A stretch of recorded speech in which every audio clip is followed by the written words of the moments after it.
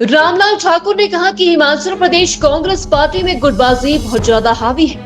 अपने अपने चहेतों को रेडियो की तरह पद बांटे जा रहे हैं। व्यक्ति का क्या बैकग्राउंड है, पद देने से पहले इस पर छानबीन की जानी चाहिए, तभी नियुक्ति होनी चाहिए। लोग कांग्रेस पार्टी को जिताना चाहते हैं, लेकिन कांग्रेस पार्टी खुद ही हारने का काम कर रही है। पार्टी हाईकमान को भी सोच समझकर पदों की नियुक्तियां देनी चाहिए।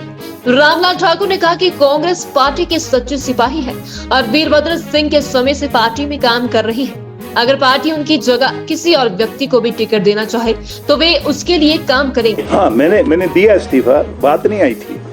मैंने जिस टाइम मैंने प्रेस को गया, मैं 1 घंटे के अंदर अंदर मैंने जो है वो अखिल भारतीय कांग्रेस कमेटी की अध्यक्षा को, यहाँ तक कि वीनू गोपाल जी को भी मैंने लिखा है, अध्यक्षा जी को भी लिखा है कि मैं हिमाचल प्रदेश के जो वाइस प्रेसिडेंट मेरे को बनाया है, मैं वाइस प्रेसिडेंट नहीं रहना चाहता। क्यों नहीं रहना चाहता?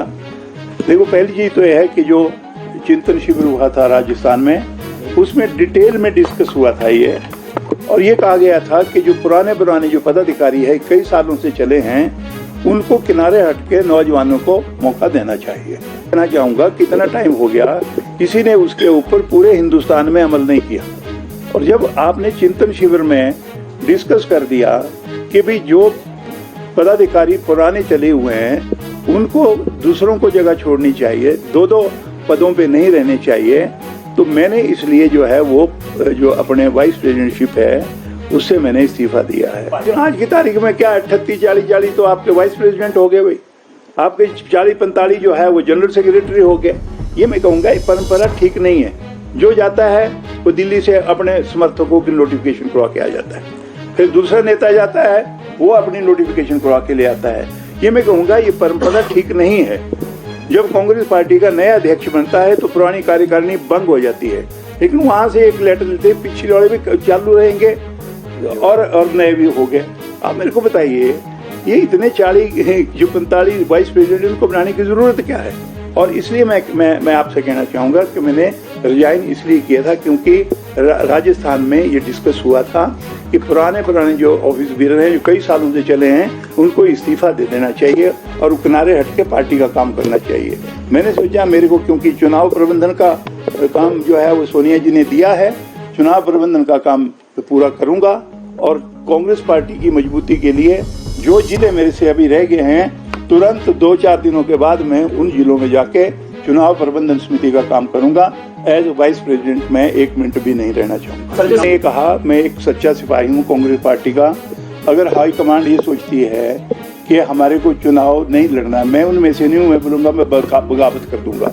मैंने कहा कि मेरी जगह अगर किसी को और को भी टिकट देना है तो मैं सहर्ष उसको स्वीकार करूंगा और पार्टी की जो है वो काम के लिए चुनाव में पूरा काम करूंगा और पार्टी के सच्चे सिपाही के नाते काम करूंगा। मैं कोई विधायक के नाते या मंत्री के नाते नहीं कांग्रेस पार्टी में। किसी एक को सीएम फेस की जरूरत है अनाउंस करने की? नहीं बहना, देखो मैं उसको नहीं मानता।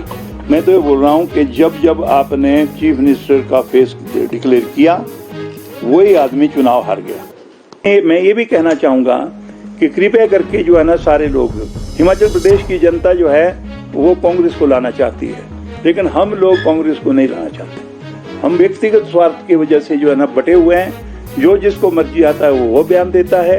अध्यक्ष जब बनी है तो अखिल भारतीय कांग्रेस कमेटी ने बनाई है, इसलिए हमारे को एक्सेप्ट करना चाहिए और उनके नेतृत्व में चुनाव के लिए तैयार रहना चाहिए, करनी चाहिए। लेकिन आज क्या हो रहा है?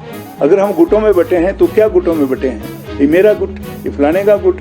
अरे पहले गुट को छोड़ो, पार्टी का बेड़ा मत करो, सारे इकट्ठे होके पार्टी की, मैं कहूँगा कि सर्वाइवल के लिए हिमाचल प्रदेश में इकट्ठे होकर सबको काम करने की जरूरत है। ये मैंने कहा था।